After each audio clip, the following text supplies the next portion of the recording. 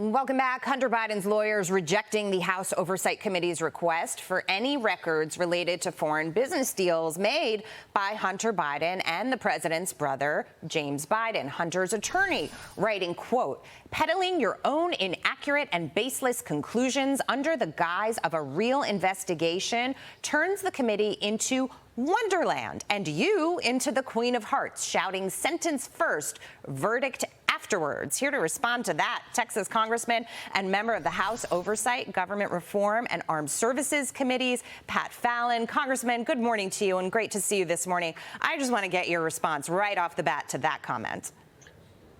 If you have nothing to hide, then you should welcome scrutiny and cooperate with this committee.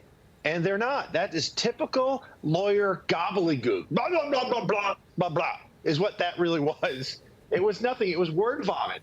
How about releasing and helping us get the 150 suspicious activity reports that have been generated because of the Biden family's financial dealings and activity? But they're fighting us tooth and nail, Jackie. Yeah, and I'm wondering, where this goes from here, because they will continue to fight. But the House, of course, needs to continue to push on this because Americans want answers. The Hunter Biden laptop story, which, by the way, as we know, was suppressed, is real, right? And it's out here now. And for the first time, Elon Musk exposing some of that suppression and giving us the Twitter files. And we've found out what was on that laptop.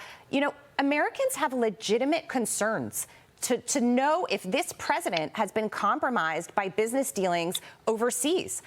We need to get to the bottom of this. So what's the plan to do it?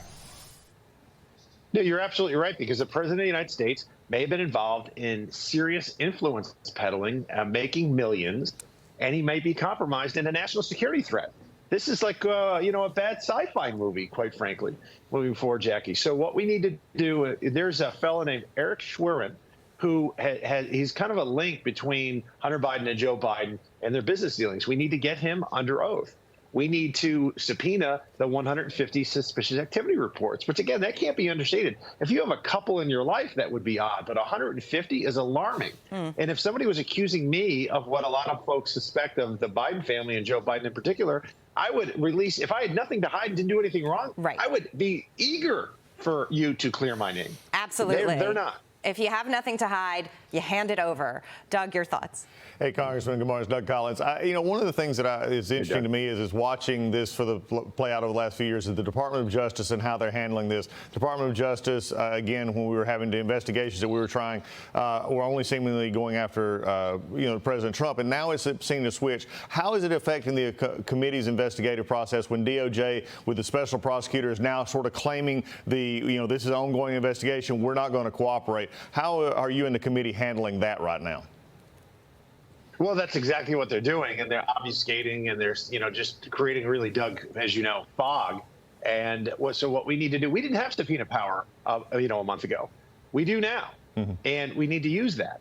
And that's why when we subpoenaed the Twitter executives and had them in front of the committee this week, it was great to get them on the record, get them under oath, because, if they're not telling us the truth then they're perjuring themselves. And if we didn't have Elon Musk spend $44 billion, we would have never known that our worst fears were realized. Yeah. Let me ask you this, Congressman. The Select Committee investigating the Biden administration's weaponization of government holding its first hearing yesterday, as you mentioned. Here's what a former FBI agent had to say about working under this White House. Listen.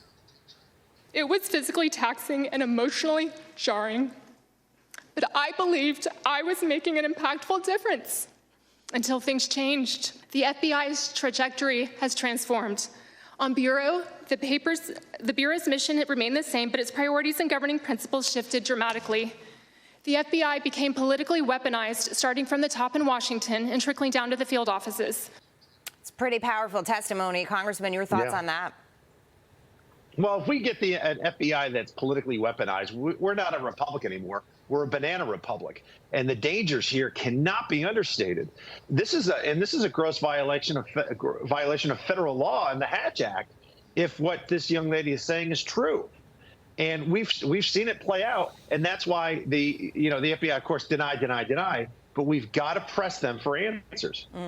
We do. I want to switch gears for a moment because the Biden administration issuing a $2 billion loan to battery manufacturing facility Redwood Materials. This coming after the President Biden went off script during the State of the Union address, saying that the U.S. is going to need oil for another 10 years. It was laughable. I mean, you know, the whole room kind of lit up on that, and he realized it. Congressman, your thoughts on how the President is proceeding with his energy policy? You've got oil prices on the rise again, with Russia cutting production by 5% as well. You know, we're headed for that trajectory of oil to get back to $100 a barrel, and that hurts the American people. It's a tax on the American people. Yeah. Well, Jackie, apparently we're all going to fly around on unicorns, and then we're going to go, you know, we'll travel with mermaids. This guy, that was unbelievable what he said. And that's just, you know, slop to the hard left. That fossil fuels are evil. Fossil fuels are going away in very short order, mind you. Never mind the millions of cars that are on the road. And there's no technology out there right now that can replace them. Electric, you know, is one option, but it's not the only option at all. The wind doesn't always blow and the sun doesn't always shine. So renewables can only account for a tiny fraction until there are some new technologies. And I'm sure someday there will be. Yeah. But that could be 50 or 100 or 200 years off in the future. Right. We just don't know. So to say 10 years and you're the president, you're not some fifth grader, and that's an insult to fifth graders. Yeah, you're not going to flip a switch and in 10 years we're going to go all electric, all solar and wind power.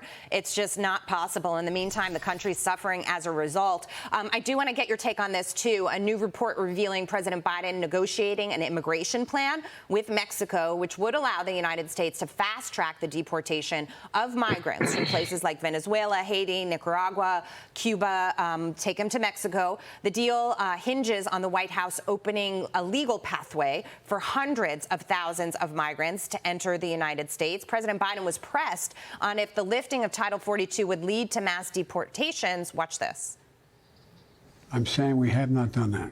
But would you consider it in the future once Title 42 is lifted? I don't think we have to do that. Congressman, your thoughts on the immigration mess that this administration has created?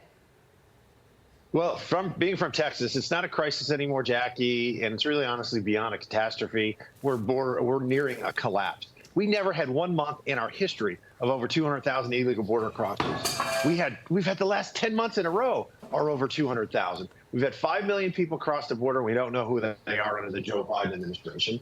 We've had 100 people that were on the over 100 people that were on the terrorist watch list. 160 countries have been represented by people that have crossed the border illegally. And fentanyl is being, you know, it's poisoning and killing. Last year, 80,000 Americans. This is asymmetrical warfare. The border is wide open. The drug cartels control it. And Joe Biden, it's been a gross dereliction of duty because he doesn't want to enforce the laws that are already on the books.